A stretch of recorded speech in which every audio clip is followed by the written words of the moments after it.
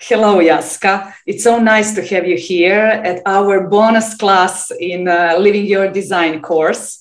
In this part of Europe, we are spreading the knowledge of human design all over the world. So I'm really happy to have you here, to have your energy and all of your knowledge and skills and your beautiful smile and charm. So I would like you to introduce my students from this part of Europe, and we are very happy to have you here today. And we prepared some of the questions, and especially for projectors. But I would like you to share with us in a very spontaneous way, since you are a clinic projector. So whatever comes to you in the moment, just share with us about. We can start first with the projectors in general, and then I can share your chart, and I have some questions for you. And the others, if want to ask you anytime, everybody can do that. So the floor is yours. Awesome. Okay, thank you for the introduction, Jelena. You're welcome. It's such a pleasure to be here, to see all of you. First question: which one is the projector amongst you? Ah, Tamara, is that correct? Okay. Hello. And then everybody else is what kind of type? So we have generators. And then Anna is pure generator, and Renata and Tjasha is manifesting generators. Manifesting generator. Mm-hmm. Okay. Any one of you emotional? Emotionally defined? All of them. We're all emotionally defined here. Okay. Anna is not. No, Anna is not. Okay. Yeah. Okay. Thank you. Well, how about we start with just a question, Jelena? I think that's easiest for me. And then okay. Things will start to flow. Yeah, okay. I would like to ask you, can you share with us in general, what is it to be a projector in this global cycle? What is to be a projector in this world today? Mm-hmm. So in the global cycle, we're now talking about the cross of planning. Yeah, what is it to be a projector in the world today? Yeah, interesting question.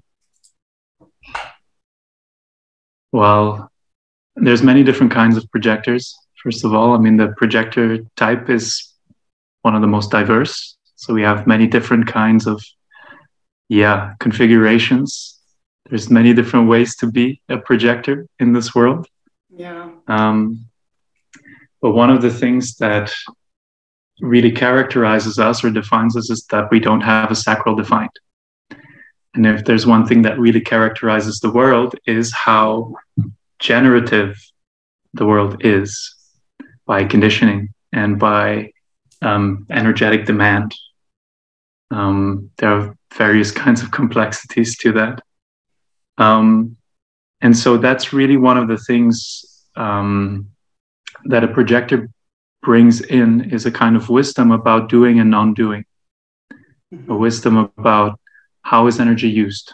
Mm-hmm. How do we start something, or how do we create a sustainable energy flow while we're busy doing? Mm-hmm. And when is the time to rest? When do we know when enough is enough? Mm-hmm. In many different ways. And we're entering a time where we really need to know that.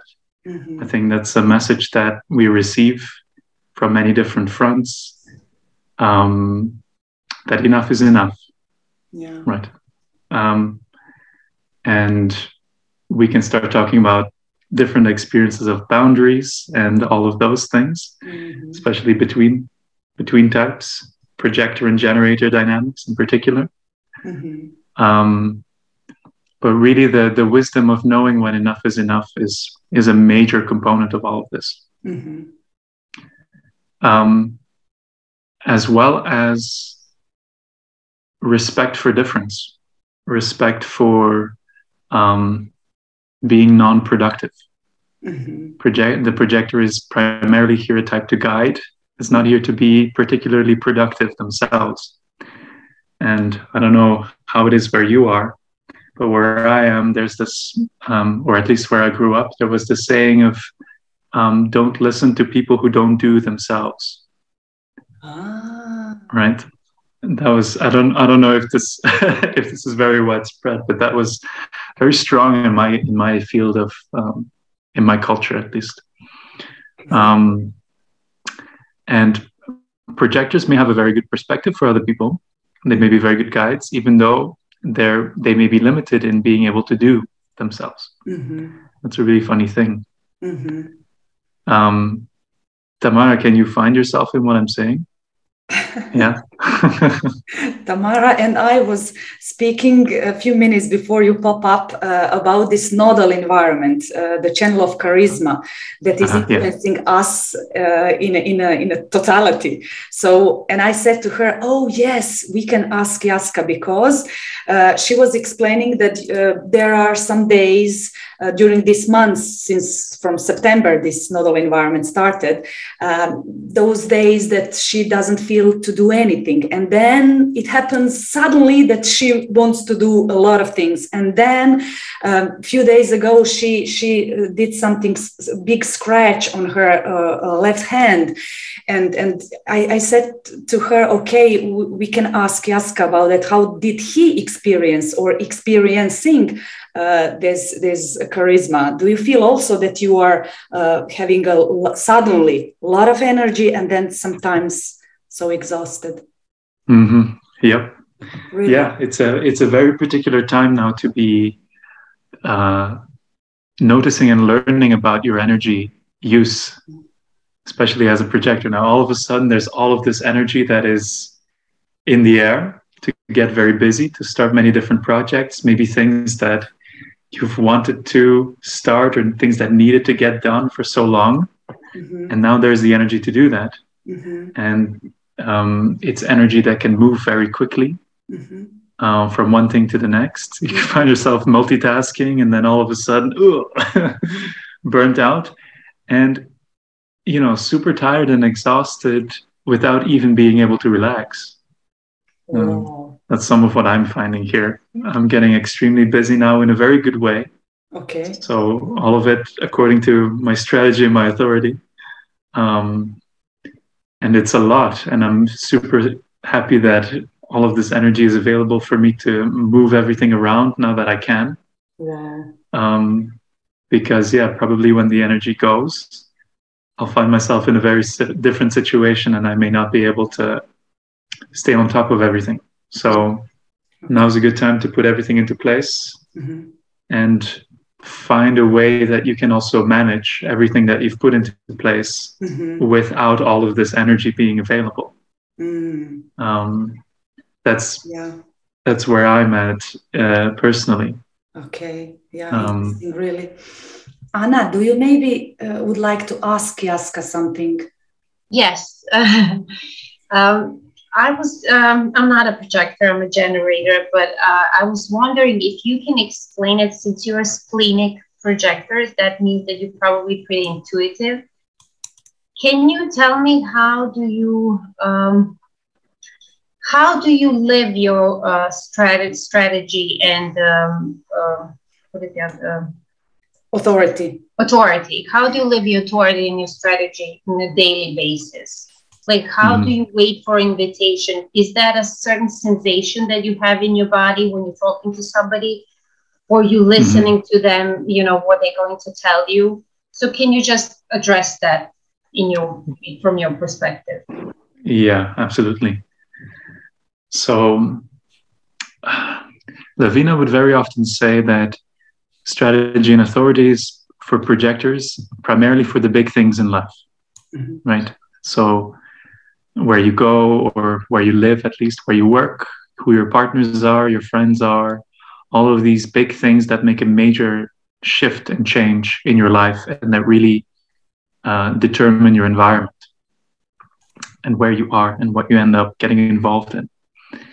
And then for day-to-day decision-making, there's another tool that Ra introduced some years into his teaching, he basically approached projectors with an apology. He said that he had spent a lot of his time getting generators to respond and didn't pay so much attention to the process of the projector, where he realized that strategy and authority for a projector,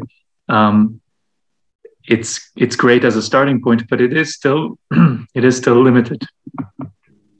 And he added color motivation to that, color motivation transference, because that is a tool that helps you recognize your state of being and your state of mind ongoingly, moment to moment, who you're in and where you are, which environments you're moving through, which people that you're speaking with. You can watch your natural or your pure motivation, and then what happens when all of a sudden the conditioning distorts it or pulls it over into a transferred state.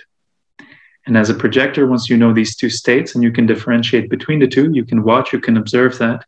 You know that in the transferred state, that's not a moment for you to say yes or no to anything. That's not a moment for you to get involved. That's not a moment for you to make a decision.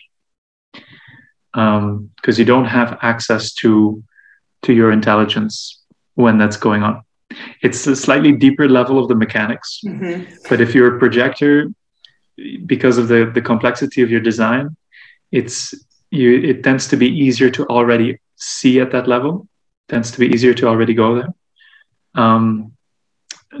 Maybe not so much for a generator, although I don't know. That's just from very little observation I've done there. Now, okay, that's one level. That's something I'm working with. Being splenic, how does that work? It means my truth is really moment by moment by moment, on the basis of, am I safe and am I healthy? So all the time I am just attuning to a movement that is towards greater health and greater safety. So whether I'm hungry and I need to eat, I need to take a shower, I need to put some clothes on, or the ordinary day-to-day stuff, it's something that naturally my body tends towards. In the beginning, in the early years of my experiment, that was all very confusing. I couldn't see that. It was all like, okay, am I making a decision now? Am I not making a decision now? Like any little tiny movement I do felt like, okay, I could make that into a decision. It was all very, very mental. And then over time, mainly through a process of waiting and daring to just wait and not do anything and just watch for longer stretches of time, I could see, oh, okay, these are spontaneous, natural movements that my body just wants to make. And here's where my mind is trying to mess with things and get involved and makes things very blurry. The splenic tingling and so on, or the splenic hunches and splenic information, it's really very physical. So I get electricity running through my body. I get tingling in various different kinds of ways, very particular places in my body that light up in recognition of things. Projector is a type that operates through recognition. And so when I recognize something that's for my greater well-being, for my safety, and with my particular activations there, it's some kind of correction that I can make to a collective pattern, some kind of correction that I can make in life, and something that is purposeful or that feels purposeful. That's what my body lights up with. So that happens in recognition of things, and then primarily, definitely, in terms of invitations, of course, right? There is the invitation. So I know people have been asking, what is an invitation? How informal and how formal do they need to be? how subtle or how explicit are they? What's the spectrum of invitation? I'm still very much learning about all of that. The more formal, obviously, the better. But what I have noticed is that, or at least this is what it seems like, I receive a formal invitation. So one of the last ones, or one of the clearest ones that I could tell you about, is something else that I'm studying, which is related to working on what has been spoiled. 18th gate, correction. Has to do with trauma. Has to do with healing trauma, and so on. A particular method of working with that. And I'd been invited to a session where a certain course was going to be introduced. And then during that session, they called for more practitioners. And they invited people to register. And my whole body, see, as I'm talking now, my whole body is just lighting up with goosebumps and tingling. And as the person was talking, I recognized, yes, that is the correction of the collective that I want to be involved in. Or at least this feels purposeful to me. I registered and signed up during the session. I had no idea how I was going to pay for that. I did not have the money. I didn't know. So that was a major risk, but that's part of 28th gate. And after I had registered and signed up, my whole body was bathed in that just knowing of how correct and how right that was for me. In that moment, there is no doubt. In the moment when the body lets you know like that and lights up like that, there really isn't any doubt. In my design, I have a lot of doubt. That's 63 over there. There's a lot of doubting that goes on in my life. But when my body informs me and lets me know in that way, it's crystal clear. The course has been going very well. I'm very successful at it. The money's showing up. It's saved my life. I also believe, pretty sure. Like health challenges that I was experiencing at the time were getting very complicated and very tricky to navigate. And this pulled me out. So that's one example. That's an explicit invitation, slightly different from day-to-day decision-making. Day-to-day, it's really just, okay, now this, now that, now this, now that. Mm-hmm. You can see in my chart also, I have a lot of leftness going on. I don't know if you've talked about that yet, Anna? No, we didn't. Not so much? No. Okay, then I'll leave it there. Yeah. Is that helpful to you, Anna? Is this giving you some indications? Yes, thank you.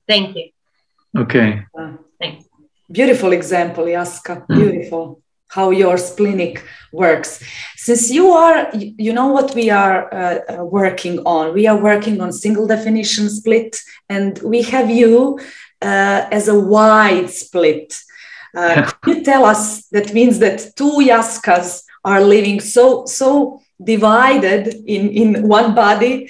Two Jaskas are living in the same body. One is really, really mental Jaska and can express himself, and you are pretty much here to explain yourself to us when we invite you. And the other Jaska is so intuitive. So can you explain us what does it mean to be wide split, and how do you experiencing in your life? You are a pretty much objective observer of the others, right? Yeah. Okay. Yeah, pretty much. What does it mean? Example, please. Yeah. How to explain this split? Yeah. Where to begin? Well, I mean, the mental process is quite obvious, and that's also the most the most conscious. So I'm a very mental guy, and then at the same time I have that intuitive operating of just very subtle hunches. It's this body that is, this intelligence that is silent. I think that's where the two contrast very much with each other. When the mind is incredibly loud. Oh yeah. The mental thinker, that's a very loud part of me. But the intuitive part is super quiet. That's silent. Just moment by moment navigating the sensory experience, smell, taste, hearing, and yeah, it's an ongoing learning and challenge for me to get out of that mind when I need to get out of that mind, because I can get so enthralled and so immersed in my mental insight and these downloads that I'm getting and all of that, because there's that whole connection going on, and that gets very compelling. And it's really an ongoing learning of being able to just let go of that and stay with the body. I mean, one of the biggest differences between the two is that one likes to clean and the other really doesn't like to clean. Really? Yeah, my mind hates cleaning. Okay, but your body really enjoys it. So there's that hump of like, oh no, come on, let's just let's write another article, or let's study a little bit more, let's do that. And the body's like, no, dude, we got to clean this whole place up. It's tensions like that, and it's not always graceful, or not always doesn't always happen in the way that I would prefer it to happen. Of course. So there's that. It's funny, this is not a part that I frequently talk about in my design. The second component is blaming. Okay. It's like that, you're prone to blaming. And in my case, blaming the other. But also to some significant degree, I experience blaming myself. The strong knee-jerk reaction is, let's point the finger outward and let's blame whatever is going wrong, right? Or going wrong, whatever I think is going wrong. Yeah. That's where I need to. That's where I observe most of the alchemy happen, where most of my shadows are at, and where I'm harvesting most of the wisdom of my life. Most of that is experienced as bringing the blaming back inside and working with that internally somehow. I mean, it's an awareness process. I understand. Yeah. And yeah. As we see, your sacral center is so active. Can you tell me which one of those gates, of those energy, because we have been learning this through this Living Your Design course, can you tell us what was your biggest challenge? What is your biggest challenge in life? Which gate of those 5 activations? What was your, I don't know. Yeah. Which one was it? Which one of you guys can I blame?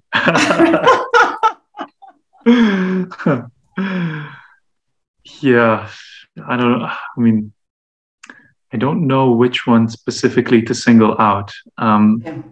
This whole process of knowing when enough is enough. Yeah. It's easy for me to observe that in the world outside, right?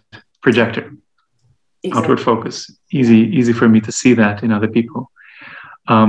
Right now, as I'm experiencing a lot of physical transformation happening, I can see this is where my body's struggling a lot. So where my past habits have really accumulated into these behavioral patterns of just completely going past my own limits, And it's a gradual way of understanding where my own limits are. And that step of unhooking from that sacral, mode of doing, that unhooking is really not an easy thing. So there's still a lot of compulsive doing that I observe in myself. I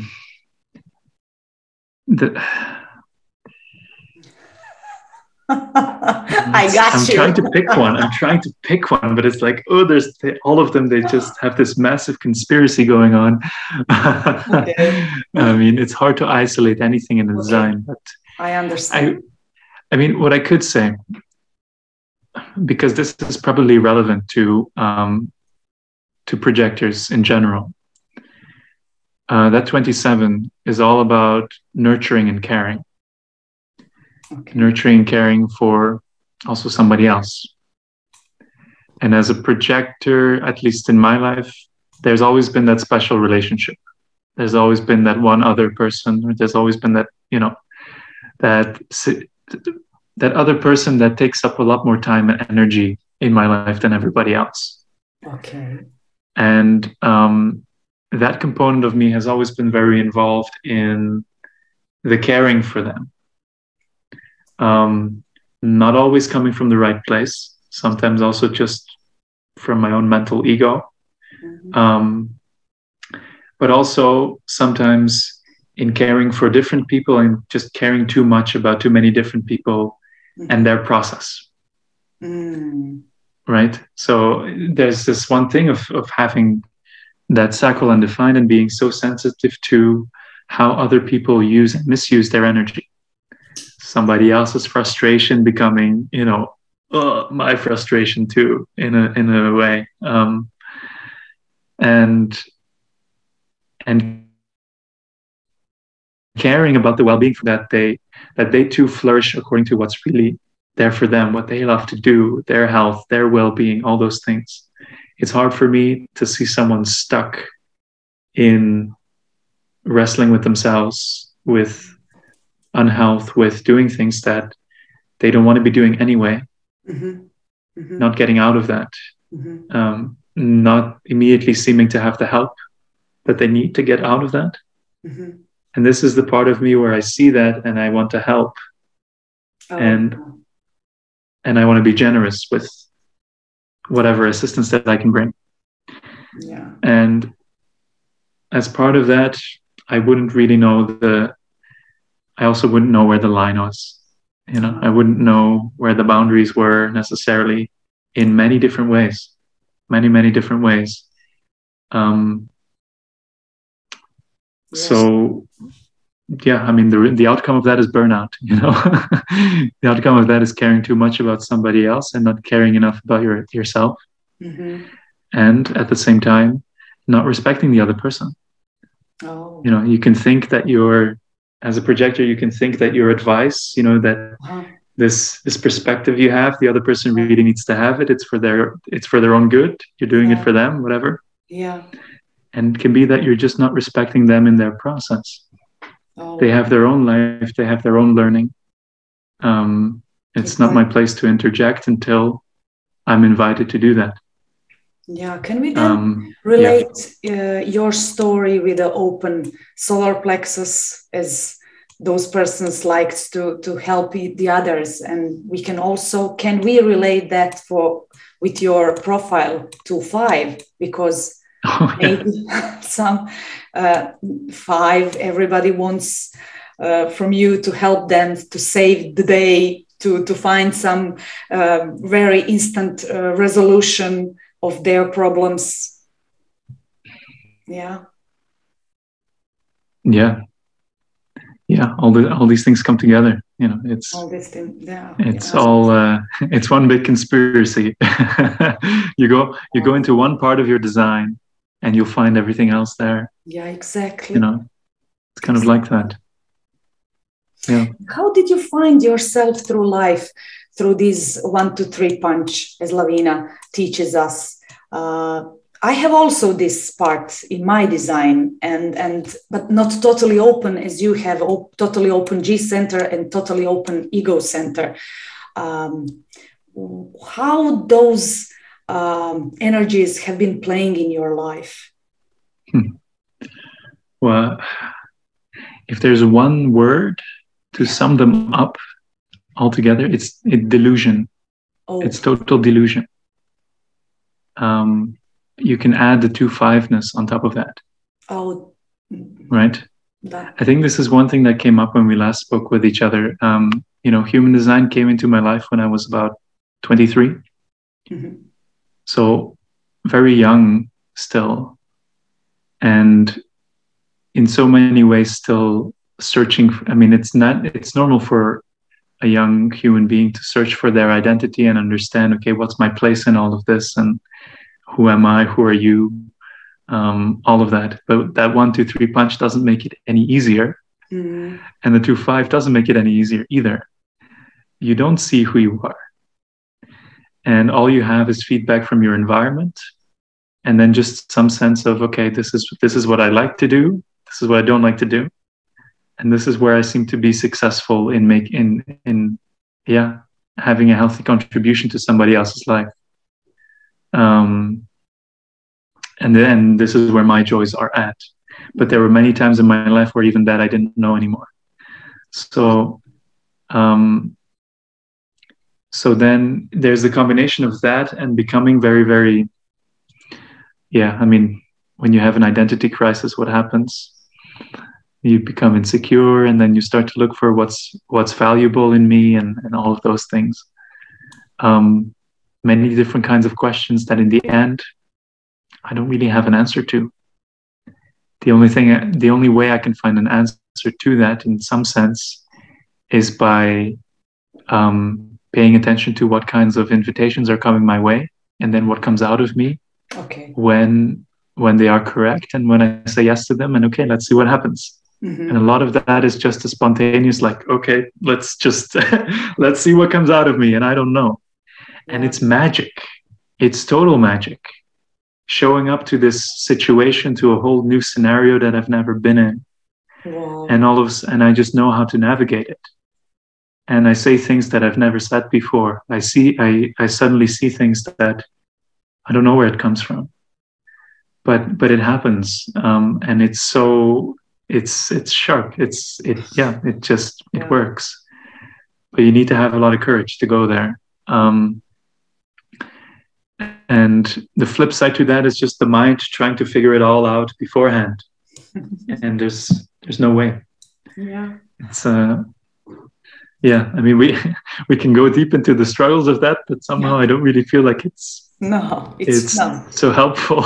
Yeah. I just want to ask you about your invitations, since a lot of energy, consistent energy, is in your upper centers. What does it mean? Which kind of invitations do you accept according to your doubt, according to your inner knowing, or according to your blurt sometimes? Or explanation, let's say. Yeah. Well, for those things, it's often a case of, does the field feel receptive? That's how I relate to it. So I can feel when I'm bringing my mental process to somebody else, to an online platform or whatever. It's often the color motivation that gives me an indication of how correct it is, or how incorrect it is, and then I find out eventually also.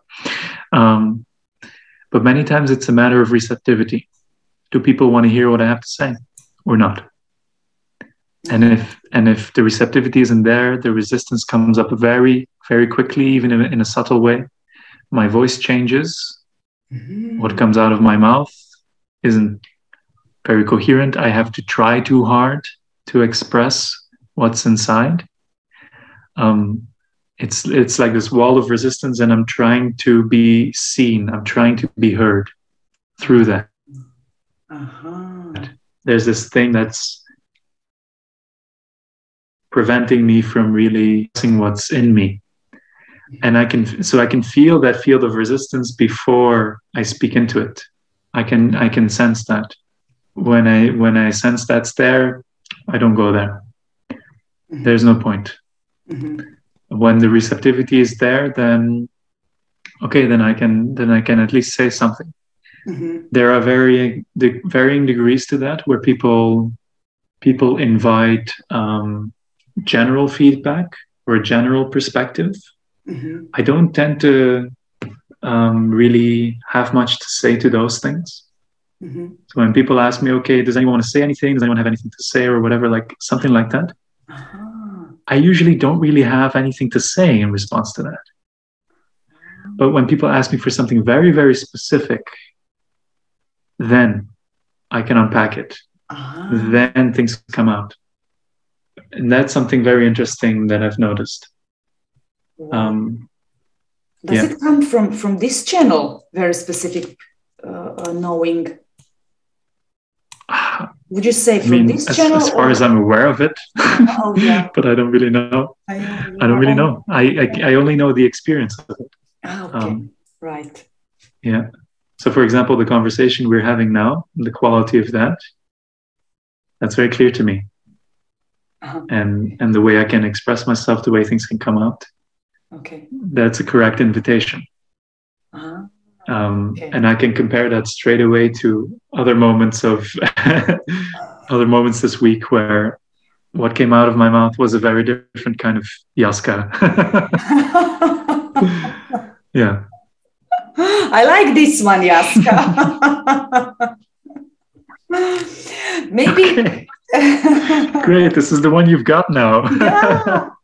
The real one, the one that I know. And I'm so grateful that I, for the first time, heard some stuff from your private life that I didn't I mean, we are studying together for a long time. So those spontaneous, intuitive reaction from you came in a really good field today. So I'm really, really thankful for that from you. And I would like to invite, if some of my girls have one additional question. Anna, do you feel that you would like to ask something more? No, actually, I'm fine. Thank you. Okay, thank you. Jaska, I think that we use your energy enough, and I really don't want to go deeper. I would like really to thank you for all these beautiful things that you share with us and give us through your beautiful energy and knowledge and experience. And I'm pretty sure that we will continue our journey in some other classes and in some other lectures. Thanks for the invitation, Jelena. It's very nice to be here. I hope some of the things that I said were useful to someone out there. It was in any way a joy to share with you. So take good care, everyone.